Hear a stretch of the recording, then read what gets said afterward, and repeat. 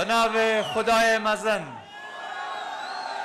جماور دهوکا رنگین هەواڵێت هێژا گەلێک خۆشحاڵم ئەڤڕۆ و ئەم پێکبە بەشداریە مەراسیمە پشتگیریە لیستە ژمارە 162 لە پارێزگاها دهۆک دەکەین.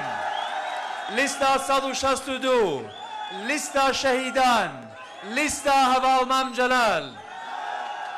هەواڵان ئەف بانگەشە هەف دەمەدگەل نزیک بوونا بیرهاتنا دامەزراندنا پارێزگاها دهۆک کو سەرۆک مام جەلال ڕۆڵێکا مەزن هەبێ.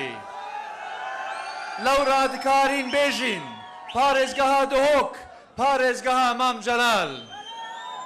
هەروەسا ئەف مەراسیمە هەف دەمە لەگەڵ نزیک بوونا دامەزراندنا یەکەم کەناڵێ تەلەڤیزیۆنی لە کوردستانە ئازاد کو لە زاخۆە دەلال سەربڕیارە هەواڵ مام جەلال هاتیە دامەزراندن. ئەم پیرۆزباهیە وان دوو بیرهاتنت گرنگ لە جەماوەرە کوردستان بەگشتی و جەماوەرە دهۆک بە تایبەت بکەین. هەواڵان ئەف هەڵبژاردنە بۆ پەرلەمانی عێراقیە.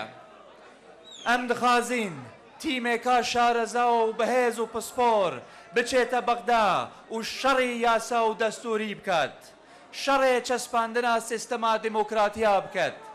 هەروەها سەنگەرێ ئاشتی و پێکەوە ژیانێ قایم بکات. دیفاعێ لە مافێت گەلێت کوردستانێ بکات.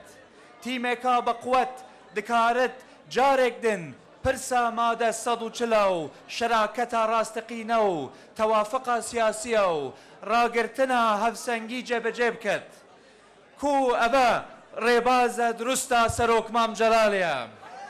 هەواڵان پێویستە ئەم هەمووی بە شەو و ڕۆژ خەبات بکەین بانگەشێ بکەین هەوڵ بدەین بۆ سەرخستنا لیستە یەکێتی لیستە شەهیدان لیستە سەرۆک مام جەلال. سلااو لە جەماوەرە پارێزگای دهۆک سلااو لە گیانی شەهیدان ئیدی هەر شاد و سەربلند و سەرکەفتی بن.